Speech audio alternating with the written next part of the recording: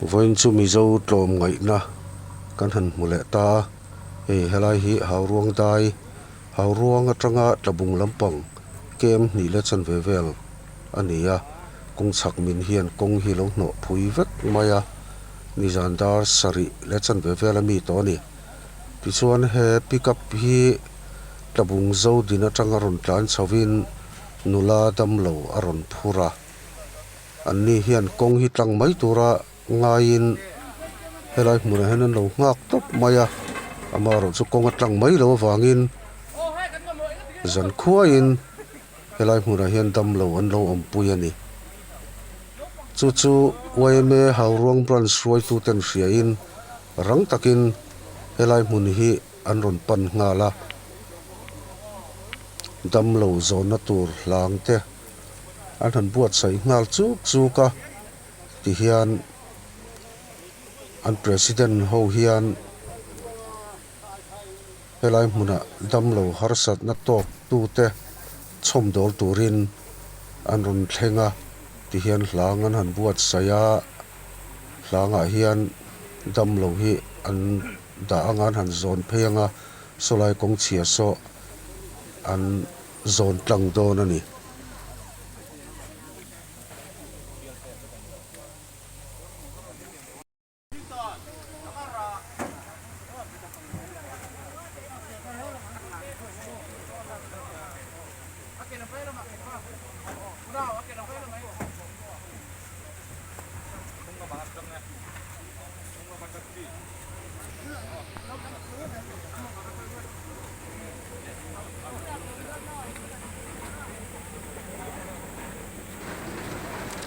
ti hian dam lo chau tak hi webe hauruang branch member tlangwal tlom ngai ten hlanga hian an zon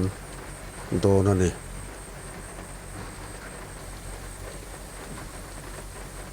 ti hian hlanga da in an ron zon pheya helai kong chia engtika nge tlang don ti hriat lo JCB pakatina khoi ve me ka hian an zon tlang don ani an fak tak zet mai hauruang weme hruai tu te le tlangwal tlom ngai te an fak tak zet an tlom ngai na a hlu tak zet ani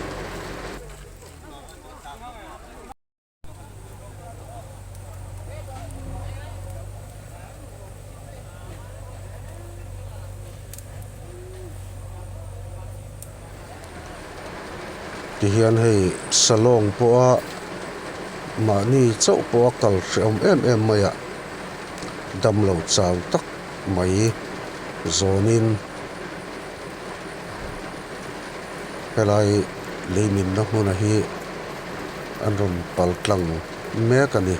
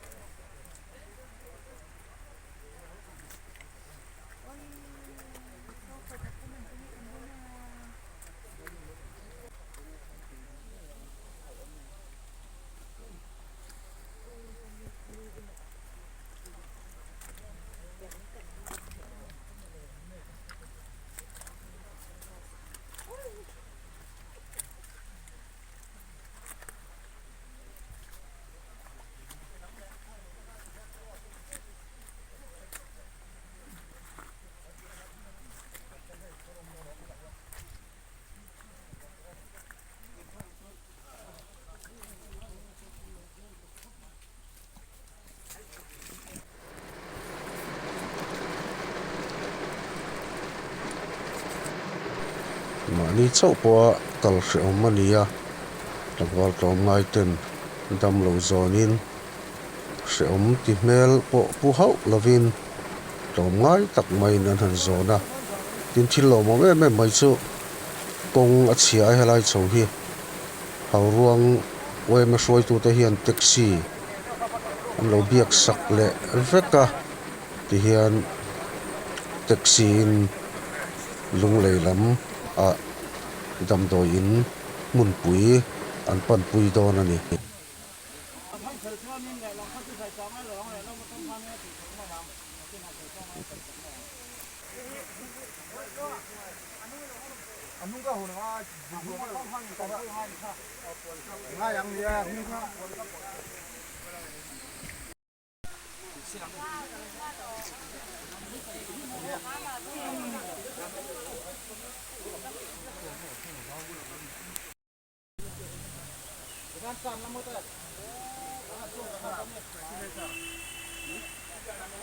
dam lo chuan na tur mai ni lovin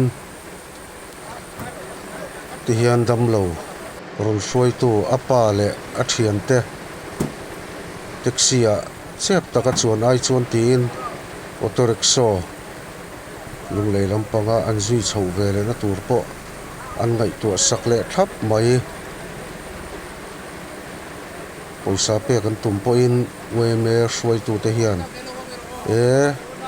dam do in pon tur zawk in ni e ti in thamuan na thu in an lo tha zawk ani an ti ro pui tak zet mai